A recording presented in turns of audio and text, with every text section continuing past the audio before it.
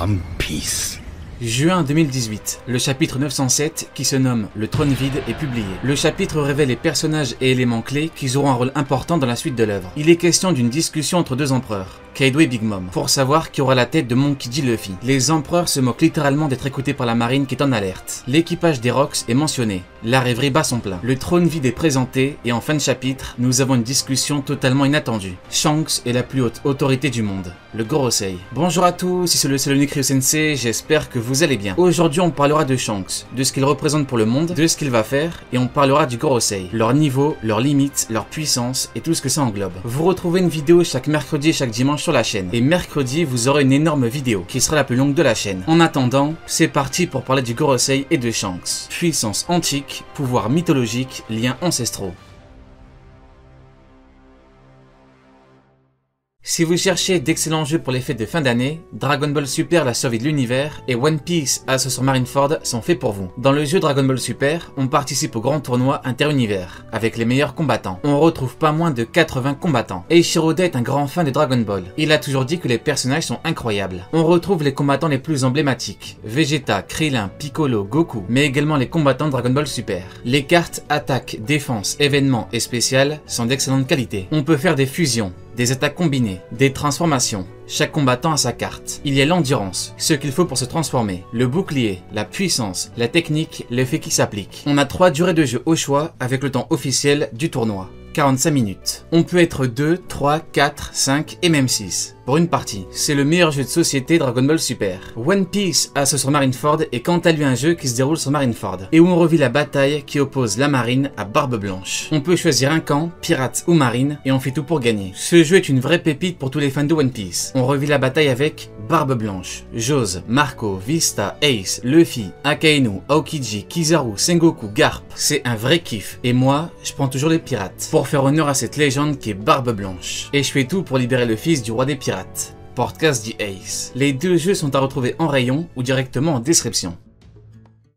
Quand Shanks rencontre le Gorosei, c'est littéralement un choc pour tous les fans de One Piece. C'est un choc, à juste titre, car les deux camps sont opposés. Ils sont clairement aux antipodes l'un de l'autre. Shanks est un pirate. Il était dans l'équipage de Goldie Roger, le roi des pirates. Il est l'héritier du roi des pirates. On parle de l'homme qui a lancé l'âge d'or de la piraterie. L'homme qui a découvert les secrets du monde. Ceux qui sont affiliés à Roger doivent être arrêtés, à tout prix. On risque la peine capitale juste pour l'avoir aidé. La marine a exécuté des bébés et femmes enceintes juste au cas où. C'est juste un au cas où, sans aucune forme de certitude, pour éviter une descendance. Kizaru affirme que tout pirate doit payer pour ses crimes, à plus forte raison quand il s'agit d'un homme du roi des pirates. Shanks est par ailleurs un empereur. Il a détruit, annihilé beaucoup de navires de la marine. Shanks et Newgate ont montré au GM qui contrôle le Nouveau Monde. Ils ont envoyé une flotte, mais ont tous été détruits. Car le Nouveau Monde est avant tout le terrain des empereurs. Pas de la marine, pas du GM, des empereurs. Quand tu y entres, tu as 3 choix. Te soumettre aux Yonko, tenter de vivre de ton côté sans leur causer de tort, ou alors les défier, à tes risques et périls. Comme l'a dit Brûlé sur Wall Cake, beaucoup ont tenté de défier Big Mom. Mais si Big Mom est resté empereur pendant autant de temps, ce n'est pas pour rien. Big Mom est une vraie pirate qui ne rigole pas. Certains ont été éradiqués, certains sont soumis, certains ont voulu résister, mais ont dû fuir la queue entre les jambes. On retrouve un schéma classique chez les Yonko, et une façon de faire qui est généralement la même. Pour atteindre le roi, il faut passer les commandants. Kid a voulu attaquer Shanks, mais il a perdu un bras contre un commandant. Rouge a voulu attaquer Big Mom, il a pas ses snacks, mais Cracker c'est autre chose. Il a dû s'enfuir. Shanks représente donc ce que déteste le GM. C'est un homme libre qui ne se soumet pas. C'est un pirate libre qui punit. Il représente tout ce que le GM combat. Voilà pourquoi la discussion paraît surréaliste. Pourtant, elle a lieu. Et c'est hyper intéressant à analyser car ça reflète pas mal de choses. Mais tout d'abord, il faut répondre à une question. Pourquoi est-ce que le Gorosei accepte de lui parler? L'empereur veut une audience, mais ils peuvent refuser.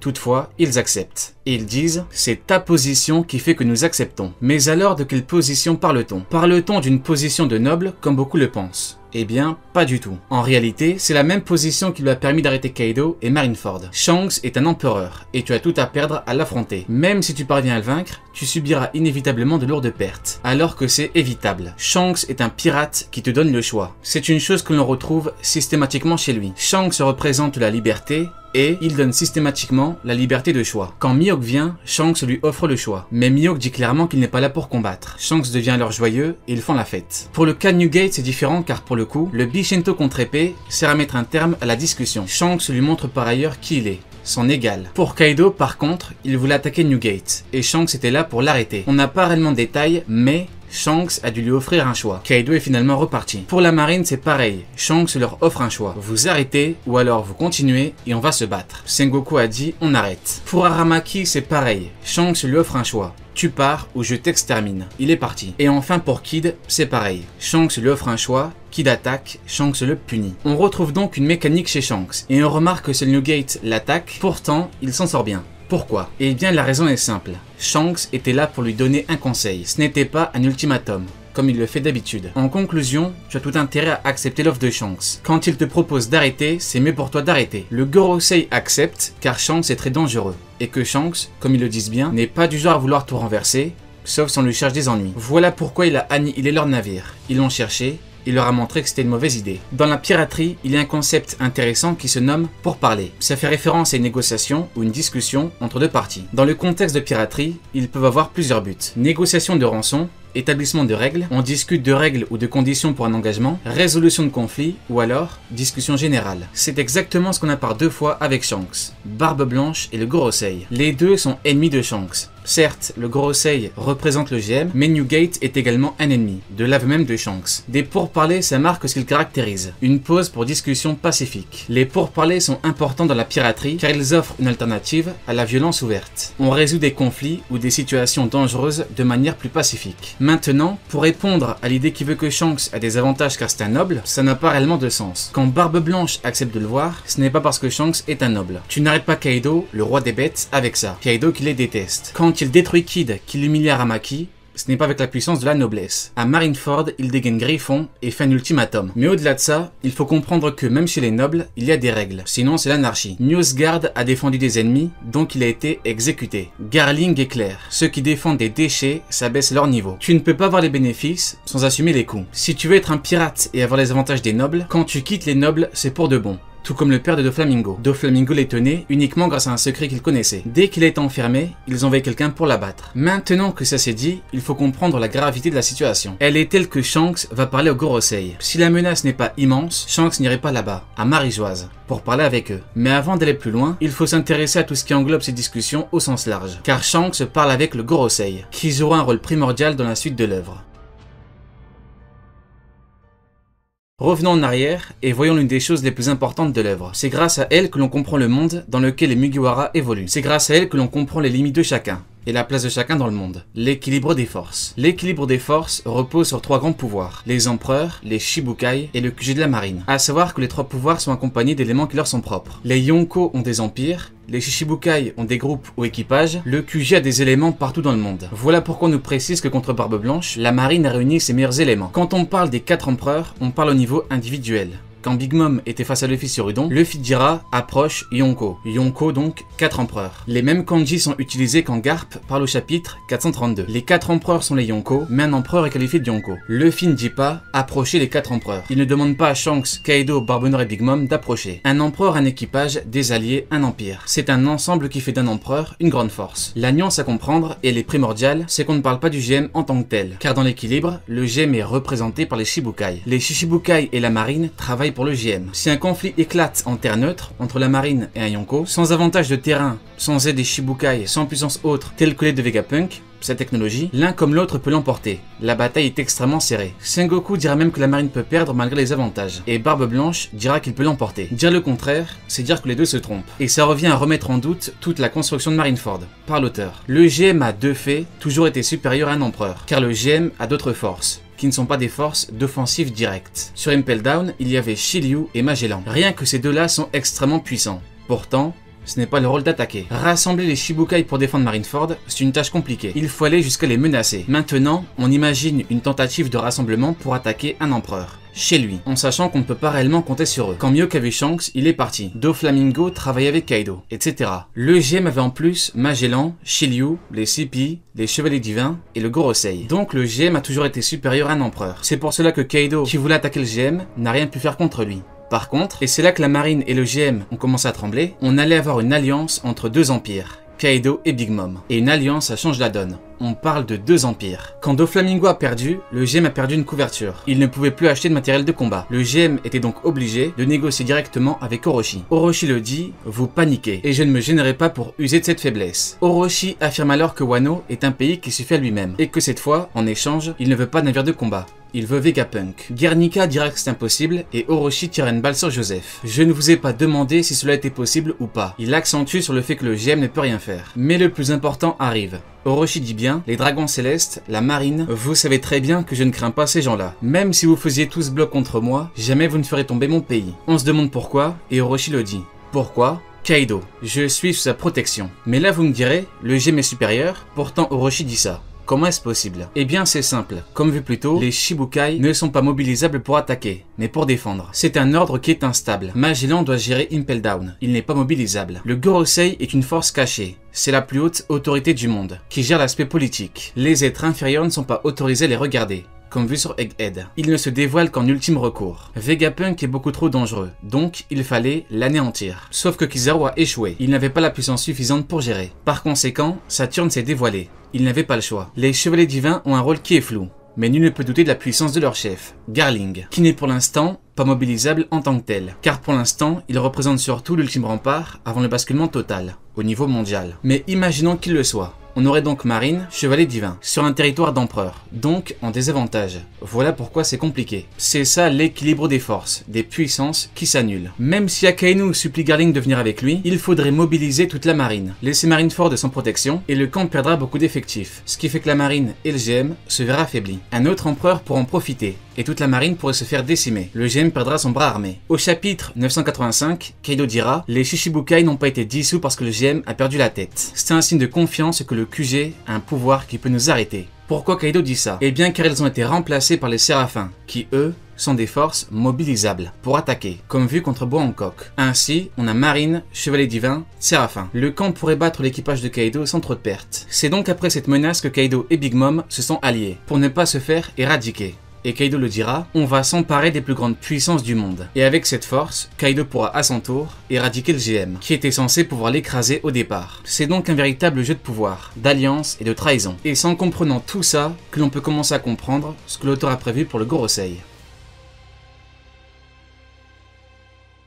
Sur Egghead, on a eu Sanji Garcia Saturne. Comme dit plus tôt, le Gorosei n'entre pas dans l'équilibre du monde. Par conséquent, l'auteur peut leur attribuer le niveau qu'il veut. Ils n'étaient pas Marineford, ils ne sont pas dans l'équilibre. Toutefois, il faut rester mesuré. Saint Shepherd est en sueur quand il apprend que les navires ont été détruits par Shanks et Barbe Blanche. Si on commence à dire qu'ils sont supérieurs aux Yonko, ça n'aurait aucun sens. Pareil quand il demande à Guernica d'intervenir durant le combat de Kaido. Le Gorosei a mis sur une balance, énervé Kaido, qui combattait pour son plaisir, et le retour de Nika. Ils ont mis sur une balance le retour du pire ennemi du GM et du plus dangereux, et énervé Kaido. Pourquoi autant hésiter? Pourquoi se poser une telle question? Pour beaucoup de fans, les amiraux étaient censés être les ennemis finaux. Pourtant, la marine n'a jamais autant tremblé qu'actuellement. Akainu regrette presque d'être devenu amiral en chef. Sengoku n'est plus que l'ombre de lui-même. Garp a perdu sur la ruche. Kuzan est désormais un commandant. Kizaru s'est fait one-shot. Première grande partie de One Piece, la marine. Deuxième, les empereurs. Troisième, les antagonistes finaux, GM, Im, Xebec. Pendant longtemps, j'ai parlé de puissance divine, démoniaque, de fruits divins. Et on y est. Place aux démons. Place aux ténèbres contre la lumière. Il faut regarder l'arc Egghead pour comprendre à quel point le Gorosei est fort. Il faut regarder Saturne, et Saturne un éveil de fruits. En tout cas, ce qui semble être un éveil de Zoan. Mais Rob Lucci et surtout Kaku ont également des éveils de Zoan. Donc, ce n'est pas réellement un élément qui puisse le mettre à un gros niveau. Par contre, on parle de Zoan mythologique. Maintenant qu'on sait ça, il faut comprendre que Saturne dégage une aura maléfique, comme rarement vu dans l'œuvre. Dès qu'il apparaît, les meilleurs combattants notent qu'il a quelque chose de fou. Lucci, Kizaru, Sanji, Zoro, Luffy. Luffy comprend alors que c'est compliqué. Il ressent quelque chose de démoniaque. Et c'est là qu'il décide de nous montrer que Kizaru n'est qu'un jouet pour lui. Pour Luffy, Kizaru n'est qu'une ampoule. Il peut la prendre, la jeter, il peut l'éteindre quand il le veut. C'est ce qu'il a fait. Avec Saturne, on a de gros éclairs qui jaillissent. Donc on peut se demander si on n'a pas du haki des rois. Et le problème, c'est que les randoms restent debout. Et Saturne n'est pas du genre à contenir son haki pour protéger les hommes. Il les considère comme des insectes. Pourquoi aucun mari ne perd connaissance, avec de la mousse dans la bouche? Pourquoi Atlas reste debout? Si tu dégages un bon haki des rois, t'es censé faire tomber dans les pommes des gens. Même Doflamingo l'a fait. Et Doflamingo ne brille pas pour son haki des rois. Quand Shanks marche, des pirates s'évanouissent chez Barbe Blanche. Contre Aramaki, des randoms tombent, de son propre équipage. Quand il balance un Kamusari, des pirates perdent connaissance. Pareil pour Big Mom, les résidus du Haki des Rois de Big Mom font s'évanouir des gens, et on ne parle que de résidus. Big Mom ne brille pas pour son Haki des Rois, mais elle fait dégonfler le Gear 4 avec un coup de poing HDA. Elle peut diviser le ciel en deux. Elle a le HDA+, elle a le Haki des Rois offensif, elle one-shot Page 1, un Zwan antique. Toutefois, elle n'est pas non plus spécialisée, car Big Mom serait trop forte. Voyons les faits. Zeus et Prométhée sont considérés comme des Logia, mais en plus dangereux. Le HDA ne marche pas sur eux, ils sont limite invincibles. Elle a une très grosse puissance de feu, elle a une épée, le Ikoku des géants, une résistance à toute épreuve, un cri qui insupporte, une force surhumaine, un pouvoir cheaté. Elle peut ôter la vie à quasiment n'importe qui. Elle peut décupler sa force et sa résistance. Elle peut fusionner ses armes. Big Mom est trop complète. Si en plus elle a un excellent Haki des Rois, elle serait beaucoup trop forte. Pour autant, ces résidus font tomber dans les pommes. Donc, pour Saturne, si on a réellement du Haki des Rois, pourquoi personne n'est par connaissance? On aurait donc un pouvoir maléfique et mystérieux. Saturne peut attaquer avec ses yeux, et c'est un type d'attaque compliqué à contrer, même si le niveau du combattant n'est pas énorme. Il peut faire de gros dégâts. Exemple, Apu. Chapitre 980. Le combat commence après que Luffy soit énervé. Apu voit Luffy et Zoro, il envoie un coup à Luffy et un coup à Zoro. On peut voir les dégâts sur Zoro, et le plus important arrive. Zoro dit bien, une attaque tranchante, il n'a pas de lame, et je n'ai pas vu la trajectoire de l'attaque. Quel genre de pouvoir il possède? Cela ne vous rappelle rien? Eh bien oui. C'est exactement comme pour Saturne. On continue, il tape Luffy, il l'explose et il en devient inconscient. Zoro sauve alors Luffy et il est obligé de s'enfuir. Question, pensez-vous que Apu est supérieur à Zoro et Luffy? Eh bien non, on a vu Zoro sur le toit et Luffy a battu Katakuri. Conclusion, Apu n'est pas supérieur, c'est juste que le pouvoir qu'il a est dangereux et mystérieux. Zoro le dit bien, quel genre de pouvoir possède-t-il? Ce sont les mêmes mots que Vegapunk quand il est immobilisé avec Sanji et Franky. Ce qui fait de Saturne quelqu'un d'aussi dangereux, c'est le fait qu'il ait beaucoup de pouvoirs inconnus et mystérieux. Pour autant, est-ce que cela montre que Sanji est inférieur? Au chapitre 1094, Saturne se fait planter par Bonnie, et on peut voir une bulle avec un point d'exclamation. Un chapitre plus tard, quand il dit « ma petite Beau » pour dire Bonnie, il n'a pas fini sa phrase qu'on retrouve un point. Et qu'apprend-on? Que Saturne pouvait esquiver. On repart donc au chapitre 980, on retrouve un point quand Luffy se fait exploser. Chapitre 1095, quand Luffy est affaibli à cause du Gear 5, il y a également un point d'exclamation, prouvant qu'il est conscient, qu'il sait ce qu'il se passe, mais comme pour Yogoro, quand il lui disait « va à droite, va à gauche avec ton HDO », là il l'utilise et sait que Franky va l'aider. Par conséquent, quand Saturne attaque Sanji, Sanji sait pertinemment qu'il va se prendre un coup. Mais tout comme pour Zoro et Sanji contre Apu, il ne sait pas comment contrer. Il ignore comment esquiver l'attaque, car Saturne a des pouvoirs mystérieux et ça amplifie sa dangerosité. Le sentiment d'insécurité sur Egghead est alors très fort avant le flashback. Sanji, le guerrier démoniaque de la science, peut riposter à tout moment pour affronter Saturne, le dieu guerrier de la science. Mais, même si les deux sont liés, Saturne est également lié à Nika et Kuma. Et comme Bonnie est en danger, n'importe lequel des trois peut intervenir, à tout moment. Sanji, Nika, Kuma. Comme vu dans ma tier list puissance Egghead, le niveau de Saturne est très ambigu. Le problème c'est qu'il dégage quelque chose de fort. Il fait passer Kizaru pour un combattant qui est faible. Mais ses pouvoirs ne garantissent aucun niveau. Et le niveau est important pour la suite. Le vrai problème du Gorosei, c'est qu'ils sont 5. Imaginons qu'ils aient tous le niveau Yonko. On aurait donc 5 Kaido. Même si pour l'équilibre il n'y a pas de problème, même si durant la bataille de Marineford il n'était pas là, c'est censé être inimaginable. Car la puissance du groupe hors him est beaucoup trop grande. À la base dans Yonko, il y a Yon, donc 4. 4 en japonais, pour dire 4 pirates, les 4 pirates les plus puissants du monde. Qui voulait dire qu'à l'époque, à l'instant T, Big Mom, Kaido, Shanks et Barbe Blanche sont les 4 plus forts. La marine a dû entièrement se mobiliser, ainsi que les Shibukai, juste pour Barbe Blanche. Le Gorosei sont 5 membres, donc on aura un groupe qui est supérieur aux 4 Yonko réunis. Si l'auteur attribue un niveau Yonko à Garling, c'est compréhensible. C'est une légende du GM qui a combattu sur God Valley. Dragon ne calcule que lui. Il est le chef suprême des chevaliers divins. Son poste le met en position de supériorité. Il n'y a qu'un seul chef. Alors attention, je ne dis pas qu'il a le niveau, je dis que si l'auteur veut le donner, c'est compréhensible. A contrario, Gorosei, c'est Go-Rosei. 5 étoiles. Ils sont 5, c'est trop. C'est un peu comme pour les chevaliers divins. Ils sont 9 ou 10, c'est beaucoup. Par contre, il faut savoir une chose. On leur attribue un niveau équivalent par défaut. On est dans le flou total. On se base surtout sur comment est-ce que l'auteur gère habituellement. C'est-à-dire que les amiraux ont globalement le même niveau. Les Yonko ont globalement le même niveau. Les commandants ont globalement le même niveau. Dans un niveau, il ne peut y avoir de grandes différences. Sinon, on a un niveau supérieur et un niveau inférieur. Sur Enies Lobby, Lucci n'a pas le niveau de Kaku et Jebura. Kaku est supérieur à Jebura, mais comme la différence est faible, ils ont le même niveau. Toutefois, il est probable que l'auteur fasse autrement. On pourrait avoir des niveaux différents pour le Gorosei, ce qui résout le problème du nombre. Si Saturne a le niveau de Sanji, on n'a pas de vraie menace pour finir Egghead. En fin d'arc, il faut une menace globale, comme par exemple le Noah sur l'île des hommes poissons, soit un vrai ennemi au niveau individuel. Et on peut même avoir les deux. Doflamingo, la Birdcage. Sur Dressrosa. Sur Egghead, il n'y a pas de menace globale. Seul Saturne doit assumer le rôle. Voilà pourquoi son niveau ne peut être faible. Saturne dit bien que ça fait longtemps qu'il n'est pas descendu sur Terre. On a donc des hommes qui gèrent le côté politique, à 100%, et qui ne se dévoilent qu'en cas d'extrême urgence. Si Marie-Joise risque de tomber aux mains de l'ennemi, alors le Gorosei devra obligatoirement combattre. L'auteur a donc su parfaitement gérer cette grande puissance qu'est le Gorosei.